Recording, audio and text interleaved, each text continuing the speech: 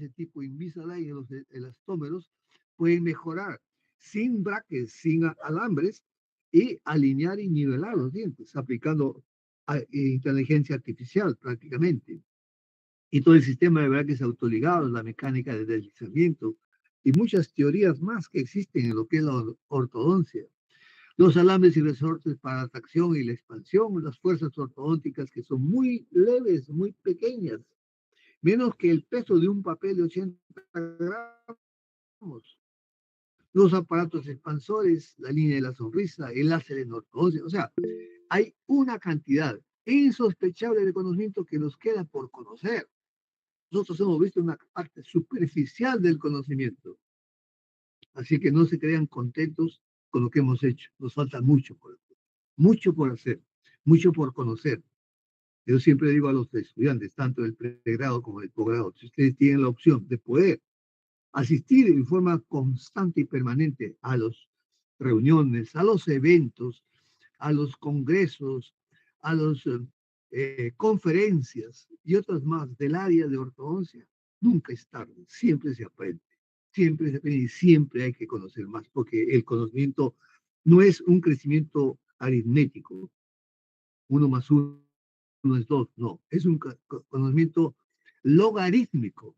Mientras se vence el aritmético es uno más uno, dos, pues el logarítmico es uno por mil, y 10.000 por 10.000, y 1.000.000 por 1.000.000, hasta el infinito. Así es, así es. Entonces, hay muchas técnicas como el Sure Smile, la fotocomunicación por computadoras, el paciente por cada sillón, paciente atendido por un asistente, el plan total de tratamiento, secuencia de tratamiento por cada cita. Hay cualquier cantidad. Y conversando con uno de sus compañeros en la clase de práctica, le decía, ¿saben la cantidad de pacientes que tenemos en nuestro país? ¿Saben que somos más de 30 millones de habitantes y que en Lima nomás ya pasamos los 10 millones de habitantes? Alguien dice 11 o 12 millones de habitantes, es probablemente que sea. Y de esa población tan grande y tan inmensa que son millones de habitantes, el 60 a 70% tienen un tipo de maloclusión. Lógicamente que hay un mayor porcentaje de maloclusión de clase 1. ¿Qué significa? Donde los maxilares no están alterados, donde los maxilares están bien posicionados, pero lo que está alterado es el proceso dentoalveolar o los dientes solamente, o por posición, por tamaño, por falta de espacio y por muchas otras cosas, fundamentalmente por malos hábitos. ¿Y cuál de esa población en general es la más necesaria y necesitada de tratamiento? Pues los que pasan de 15 años para abajo, fundamentalmente los de 8, 7, 6, 5 años de edad, son los que tienen necesidad de tratamiento. Y lamentablemente, la población no tiene lo suficiente o todos los capacitados para hacer un buen trabajo de ortodoncia a ese nivel, a nivel preventivo e interceptivo. Ustedes que están en el tercer año, ya pasan al siguiente año. Estamos tratando de que aprendan lo más básico y elemental para que en la clínica no tengan ningún tipo de problema. Que en la clínica de los siguientes semestres, que les falta el séptimo, el octavo, el noveno y el décimo, tengan éxito en los procesos de tratamiento, pero no se vayan pues a los tratamientos complejos, que muchas de ellas van a ser frustrantes. Lo que se quiere es que ustedes hagan un buen diagnóstico en decisión de y mixta, y a un buen plan de tratamiento y a un tratamiento exitoso, donde sean satisfactorios tanto el paciente, tanto los padres del paciente, quizás el operador. Y el profesor, al ver eso, pues le saca una buena nota. Eso es lo que queremos. Y que lo aprecien mucho a esta primera especialidad de la ortodoncia, que la verdad es una bendición de Dios para con los ortodoncistas y también para ustedes alumnos, que antes, en vez de tener un solo año de estudios, ahora tienen 3 años contiguos. Tercer año, cuarto y quinto año. 3 años, casi como una especialidad están sacando ustedes por el número de años que se trabaja con mala oclusión, con tratamiento de ortodoncia, ortopedia y todo lo demás. Y dije a mis profesores con mucho énfasis que por favor enfaticen lo que es la ortodoncia y el tratamiento y el diagnóstico en condición de SIDA. Pero lamentablemente he visto que todos los casos clínicos son de dentición permanente. Entonces, yo he tratado de seleccionar algunos casos importantes y necesarios que ustedes pueden ver cómo se solucionan problemas con aparatos tan sencillos y tan sencillos. Por eso la ortodoncia bioprogresiva a eso va, a alta conocimiento de ciencia e investigación y por tanto un resultado efectivo inmediato, con alambres muy flexibles, con aparatos muy funcionales y con una buena colaboración de los pacientes, porque en mayoría de ellos son aparatos fijos colocados en boca sobre los dientes. Y vamos a continuar con ello. El primer principio de la terapia bioprogresiva es el uso de un enfoque de sistemas en el diagnóstico y tratamiento por la aplicación del objetivo visual de tratamiento, evaluación del anclaje y monitoreo de los resultados. Y ahora mismo les confieso una cosa que interesante. Estamos haciendo un trabajo de investigación en donde se diga diagnóstico de las malas soluciones aplicando machine learning e inteligencia artificial para que todos los que podamos desarrollar ese trabajo, pues apliquemos las últimas técnicas de análisis de sistemas, que es el primer principio de la bioprogresiva, para poderlo sacar de utilidad para el beneficio de nuestros pacientes. Así los costos bajen, los tratamientos bajen y el beneficio en general sea bueno.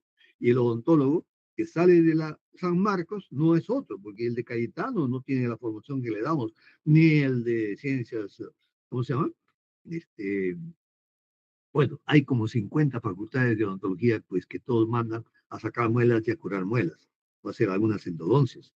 Pero no hacen pues, lo que ustedes están haciendo. Diagnóstico y plan de tratamiento en dentición mixta y decido y mixta, como debe ser. Ahí vamos.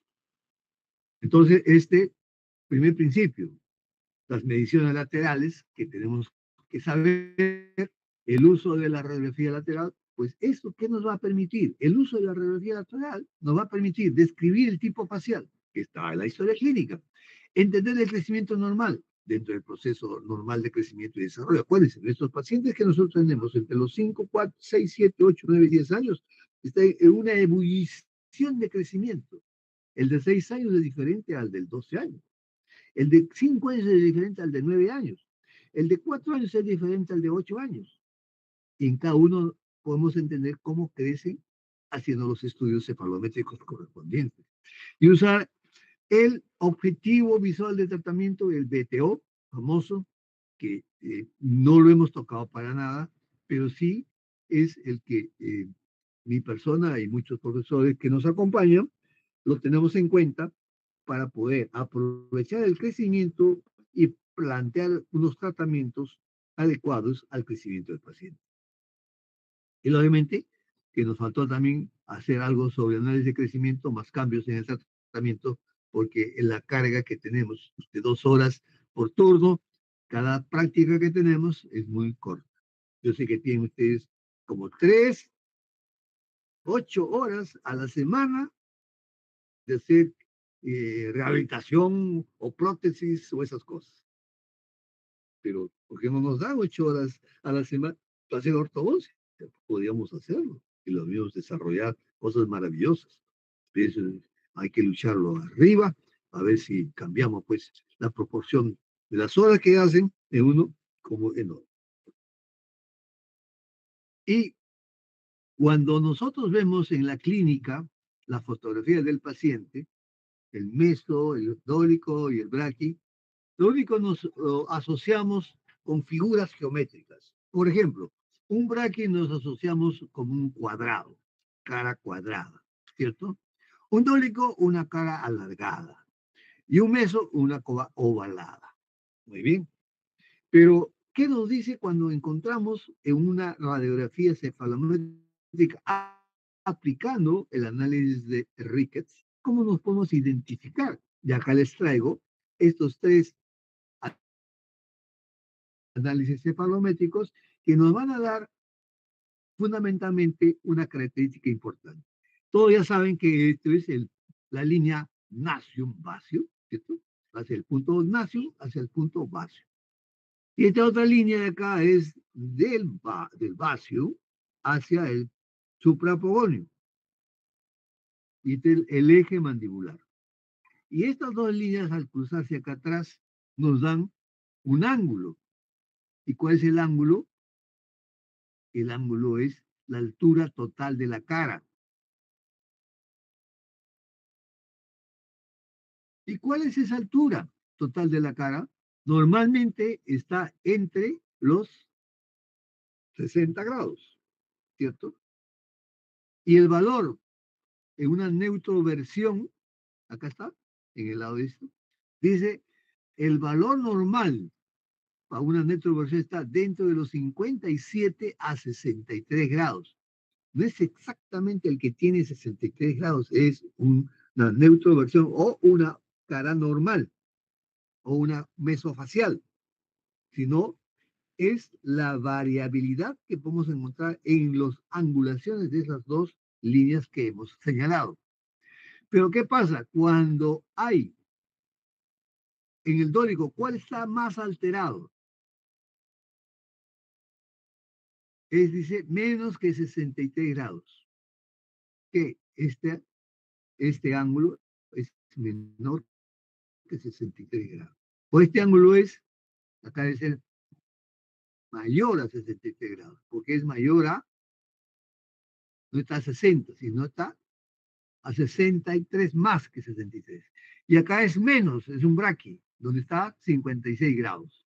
Con estos tres valores de la altura total de la cara ya determinamos qué tipo de paciente es.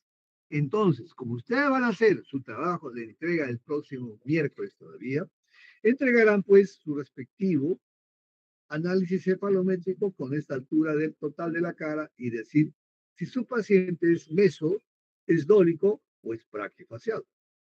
¿Cuánto vale este ángulo en su cefalograma de Ricketts, por supuesto? Solamente este valor. Después ya veremos qué cosa significa el eje facial, qué es la altura total inferior de la cara, en cada uno de estos tipos faciales. Pero fundamentalmente esta altura total de la cara.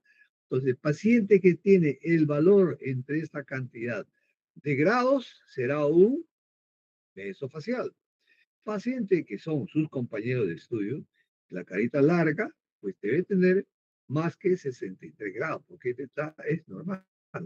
Mayor a 63 será un dólico. Menor a 57 será un braqui. Entonces, ahí ya terminamos. Bien fácil de hacer.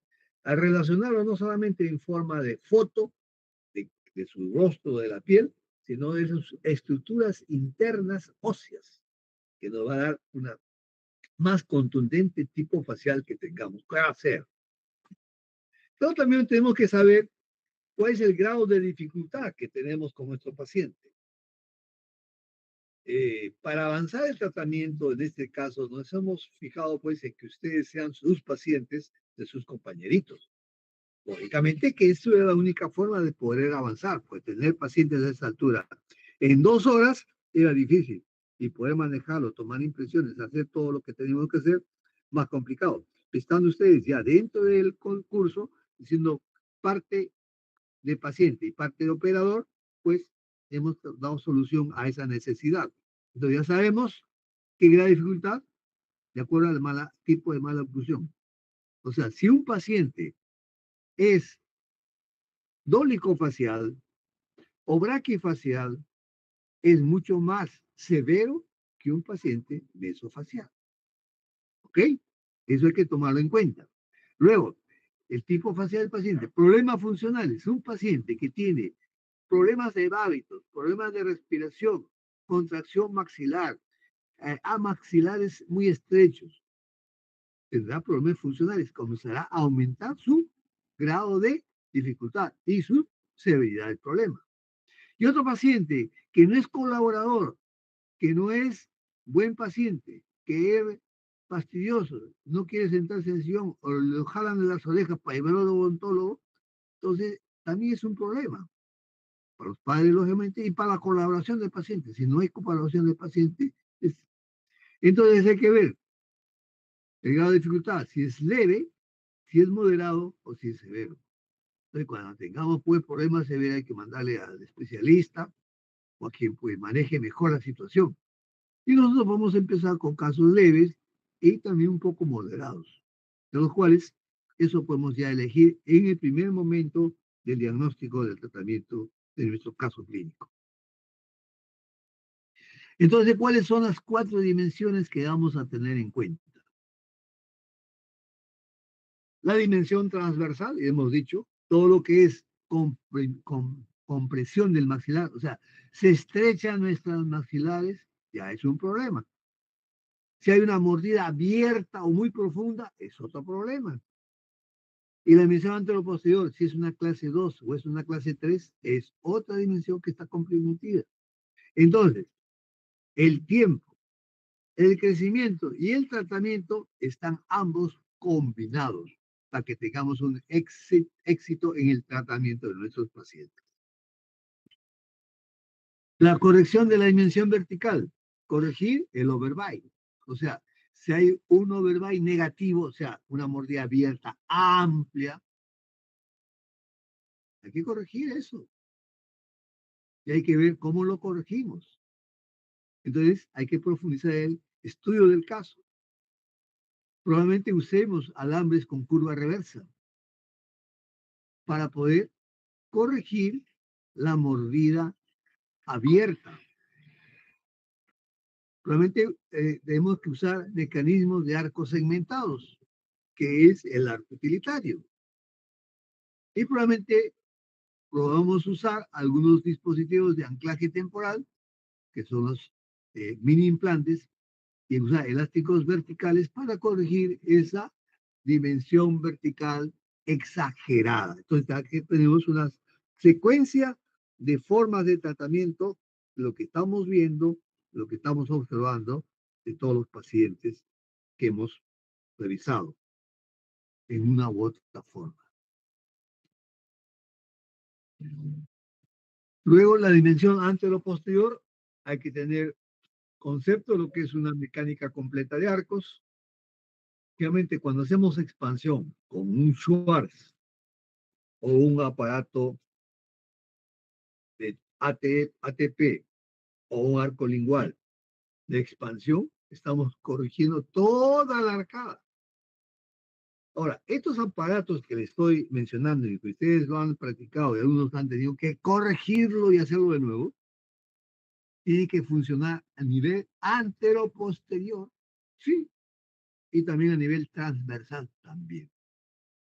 Entonces tenemos que hacer esa mecánica completa con arcos, a través de aparatos sencillos como el Schwartz y con el ATP o el arco lingual. Mecánica de retracción, hay una mecánica de retracción. Maxilares superiores protruidos, hay que retraer. Maxilares inferiores protruidos, hay que retraer. Probablemente en un momento haya que hacer loops, pero los loops que ustedes han hecho, a veces lo han hecho tan ridículos, tan chiquititos, que no son loops, cualquier cosa son. Y hay que repetir y hay que corregir. O los tipos de loops tipo omega, donde almacena mayor cantidad de alambre y hacen de que sea más flexible, eso también hay que tener en cuenta. Y lógicamente tener un concepto de lo que es mecánica de arcos seccionales.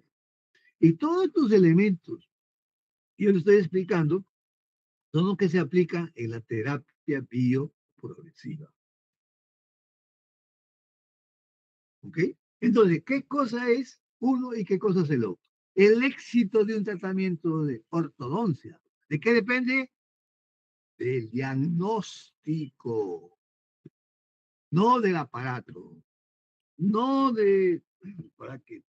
No del ATP, no del Schwartz. Si tú has hecho un buen diagnóstico, pues tienes el 75% de éxito. Pero si tú, en la mecánica, o sea, un trabajo perfectamente realizado, perfectamente hecho, pulido, bien desgastado, que le cae como guante al dedo, a la mano, al paciente su aparato y queda perfecto. Solamente es el 25%. Pero ¿por qué nos hacen, exigen?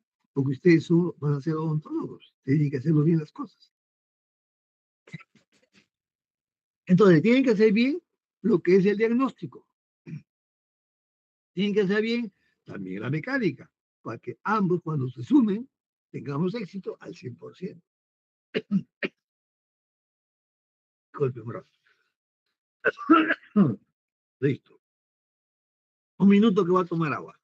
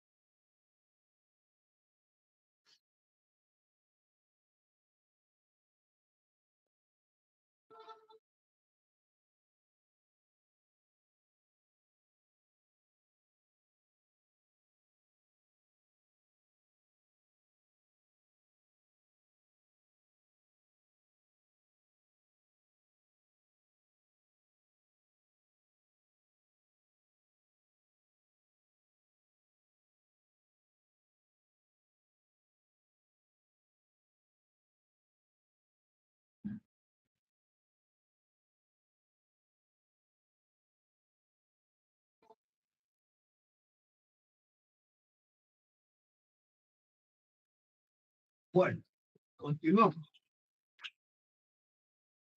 Entonces, Mariela, acuérdate, para tener éxito en un tratamiento de ortodoncia, lo que tiene que hacer es un excelente diagnóstico. Pero solo cuando hagas un buen diagnóstico tendrás un 75% del éxito. Pues te falta el otro 25%. Entonces tienes que hacer tus aparatos, tus ATPs, tus arcos de Schwarz y todo lo que tienes que hacer perfectamente bien hecho. ¿Y eso cuánto suma entre los dos? Pues el 100%. ¿Ok?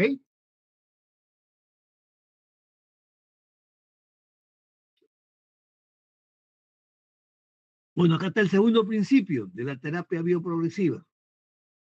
¿Qué dice?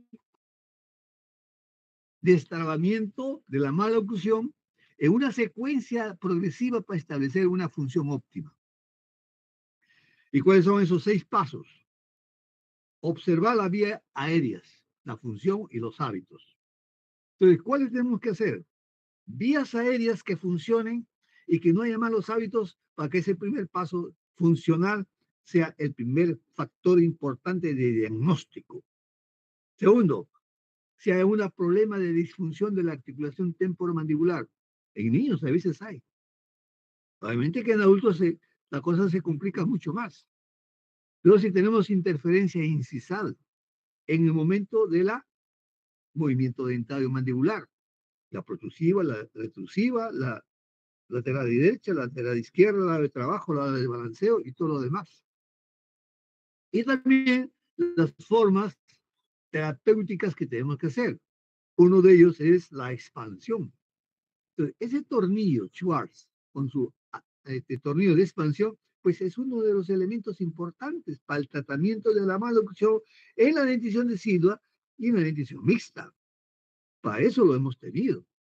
Y la acción de la ortopedia, que también nos queda pendiente por hacer, hay que hacer aparatos ortopédicos para que nos permitan desarrollar tratamientos exitosos de ortodoncia. Además, tenemos que siempre ver el análisis de la longitud del arco. ¿Y eso qué significa? El espacio disponible, el espacio necesario y la discrepancia de espacio.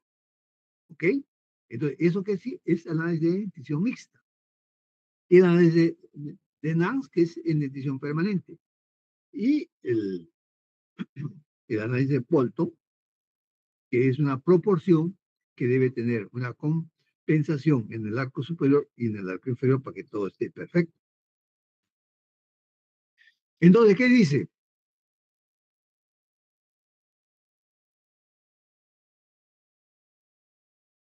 Empezar desde el final en la mente. Ajá, miren, ¿ah? Entonces, cuando tú ves un caso de mala oclusión, tú tienes que ver en tu mente cómo vas a obtener esa alteración, esa mala, en una oclusión normal. Y justo ahorita estamos haciendo otro trabajo de investigación.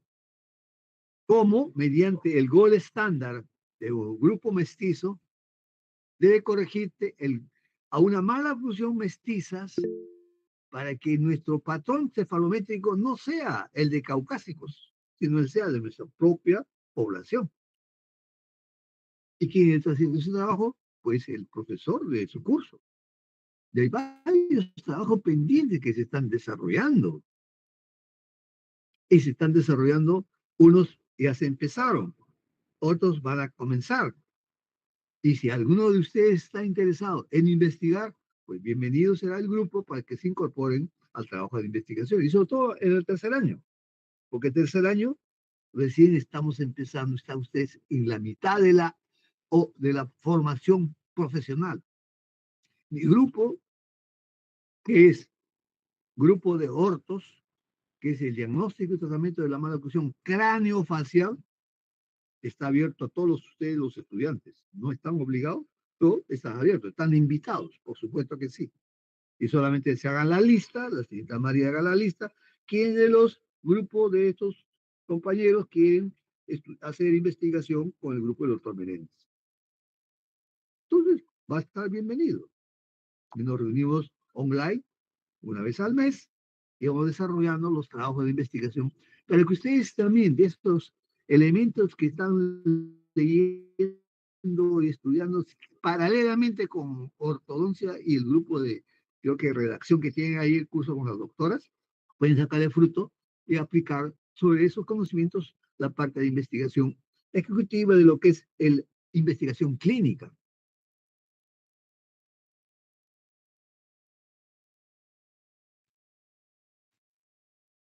Uno de los elementos importantes que también podemos colaborar es en desarrollar el OVT, Objetivo Visual de Tratamiento.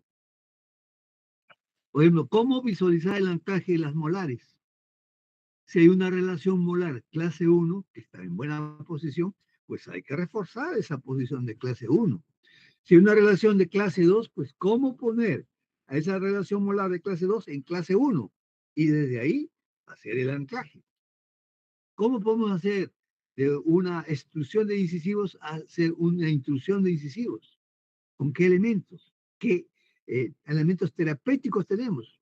¿Y cómo empezar el torque desde el inicio del tratamiento? ¿Cómo hacer una finalización? ¿Y cómo llegar a una oclusión excelente?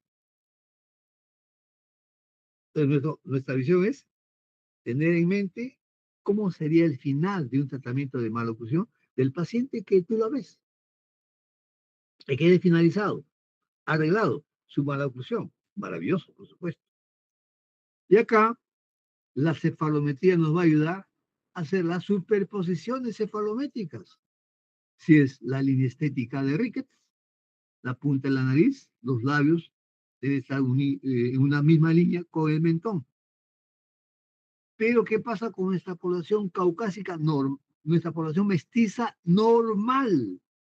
Normalmente hay una sobrepase a nivel superior e inferior de los labios. No está el valor dentro del caucásico.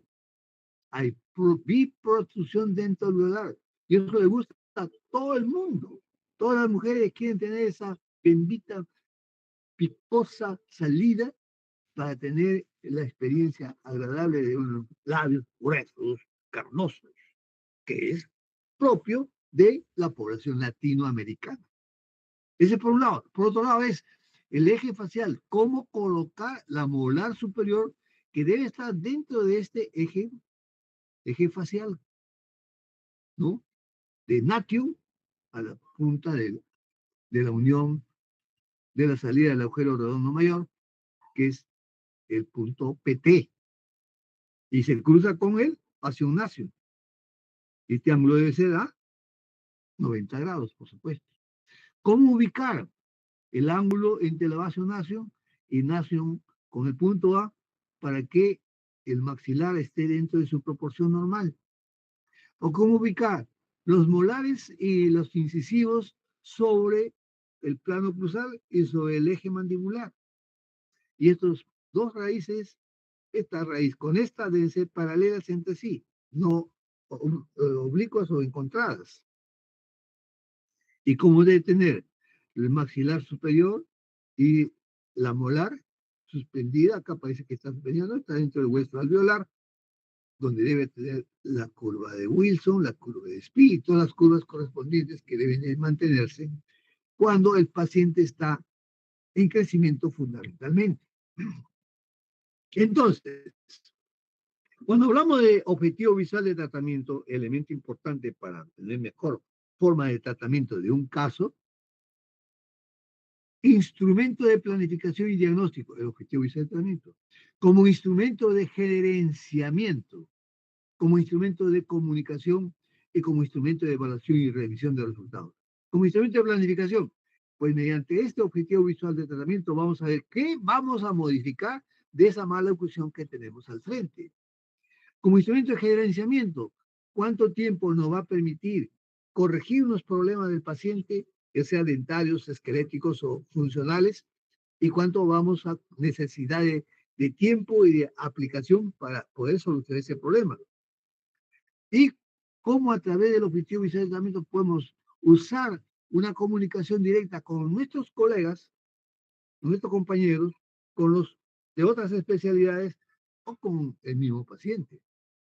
Y como en los momentos de evaluación, ¿cómo vamos durante el tiempo? Si un tratamiento dura 2 años, el primer año podemos verificar y analizar qué cosas hemos avanzado y el siguiente año hacer una replanificación para ver hasta dónde vamos a alcanzar. ¿Ok? Entonces, si hablamos de gerenciamiento, miren, ¿cómo entra la ortodoncia bioprogresiva en lo que es la administración de un caso clínico, de una clínica y otras cosas más? Hay que planear. ¿Qué significa? ¿Qué hacer? Obviamente, cuando hacemos un tratamiento de ortodoncia hay que planear. ¿Qué vamos a hacer con ese caso? Segundo, organizar. ¿Cómo vamos a hacer? Con materiales, con instrumentales, no con matarratas, por supuesto, sino con buenos instrumentos. Y si vamos, tenemos que dedicarnos a ello, porque hay población que necesita el tratamiento de ortodoncia en dentición de civil mixta. ¿Cómo conducir? Conducir. ¿Quién hace esto? Hará mi asistenta, hará mi técnico de laboratorio, lo haré yo o lo propondré al especializado. ¿Y cómo controlar? ¿Cómo alcanzar la meta hasta el final? Entonces, si he enviado a mi paciente a un especialista, pues tengo que hablar con el especialista. Doctor, ya han pasado 1 año, ¿cómo está el paciente que le envié? O el otro doctor dice, bueno, acabas de enviar a un paciente con este problema, pues parece que sí es fácil, que tú lo puedes solucionar, hazlo tú. No, es más complicado, necesitamos más apoyo, pues necesitamos una 3D, una etcétera, etcétera. Necesita. Entonces tenemos que tomar en cuenta el conocimiento y el concepto de cuál es una erupción dental y cómo es el crecimiento facial, ¿cierto? Y tenemos un esquema donde necesitamos necesidad de tratamiento basado en el BTO, mecanismo prescrito del tiempo, el diseño de ese aparato que vamos a hacer y cuánto tiempo nos va a consumir. Entonces, esta es la secuencia básica donde vas a planificar el tratamiento de ortodoncia. Está fijado en una historia clínica, pero tú puedes esquematizarlo con este cuadro básico de tratamiento.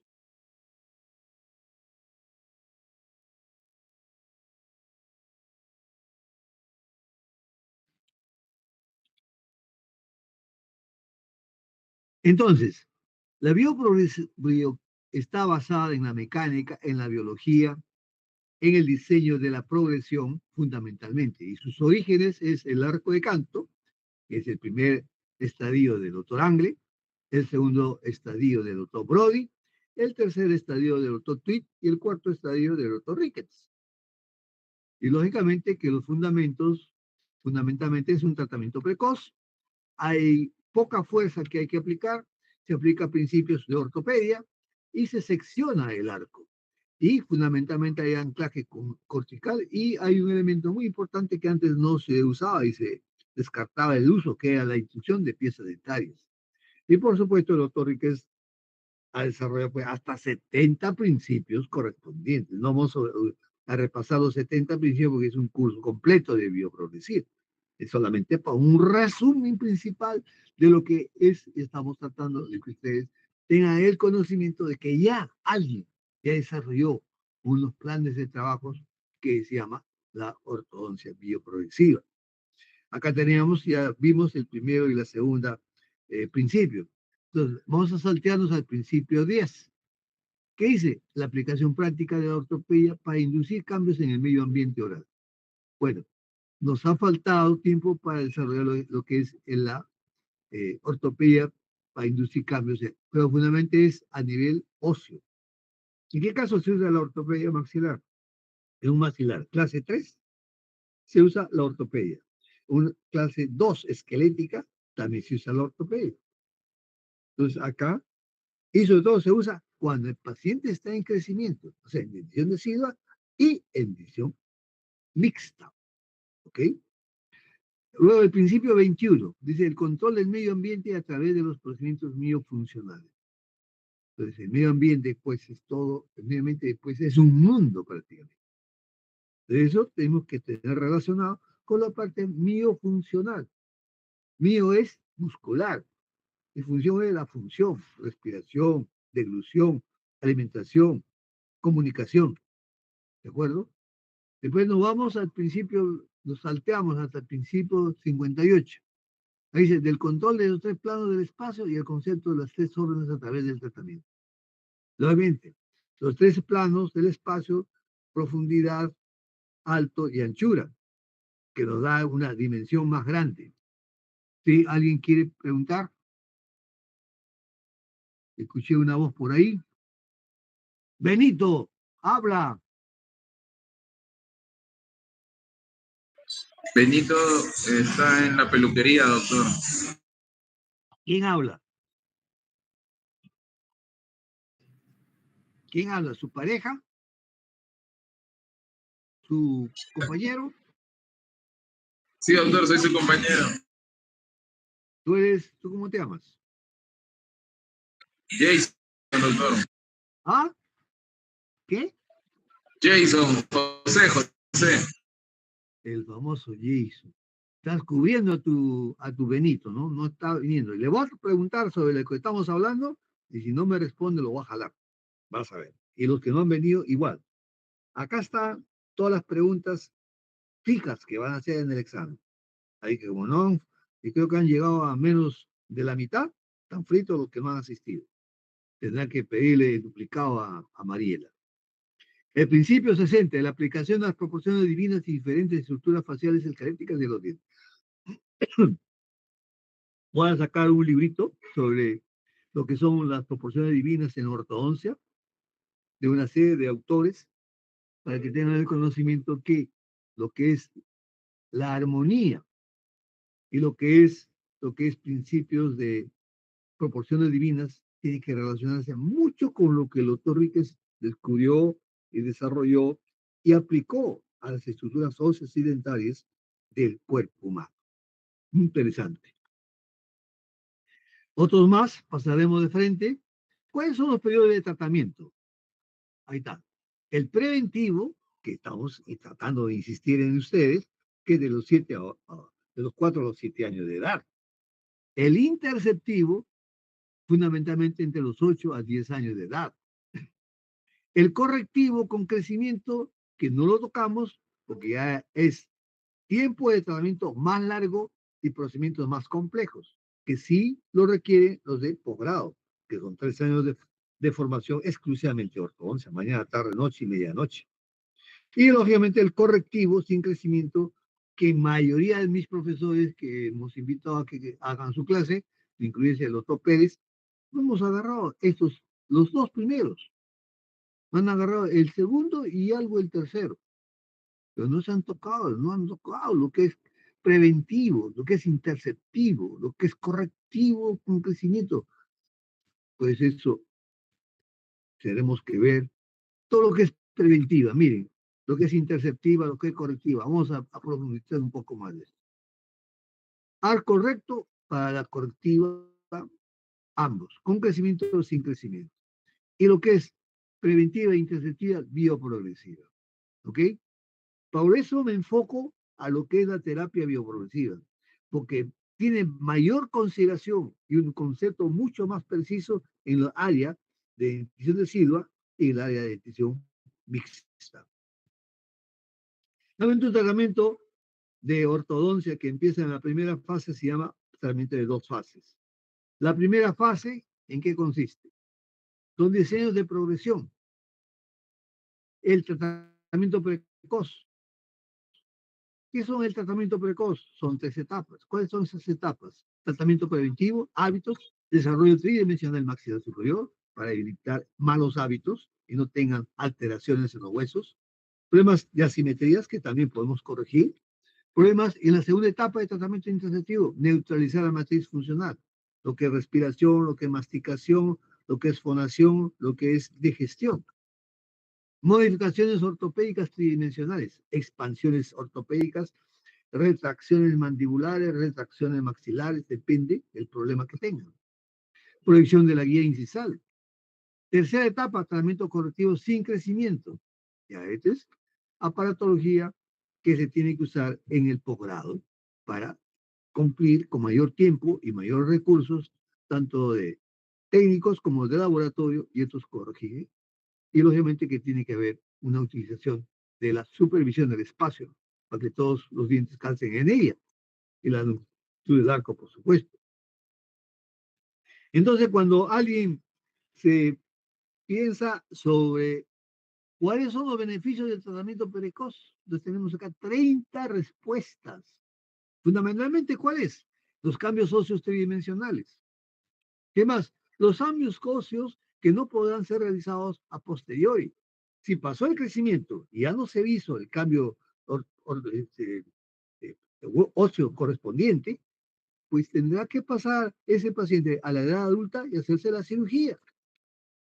Mejoramiento automático funcional, pues uno que tiene malos hábitos va a producir mala respiración, va a producir alteraciones maxilares. Previene el agranamiento de la malocución y el mejoramiento de la longitud y la posición del arco. Bueno, siendo las 10 de la noche, exactamente, pregunto a a su señorita delegada, ¿qué hacemos con el resto de temas? ¿Lo proyectamos para otra fecha? Yo creo que es normal, doctor. Se puede proyectar por otra fecha. Hasta acá quedamos para el examen, pues. Hasta acá para el examen, pero para terminar de completar la información podría ser en otra fecha. Claro, por supuesto. ¿Le parece? ¿Ya? Nos ponemos de acuerdo. También, sí, respecto a... ¿Me podría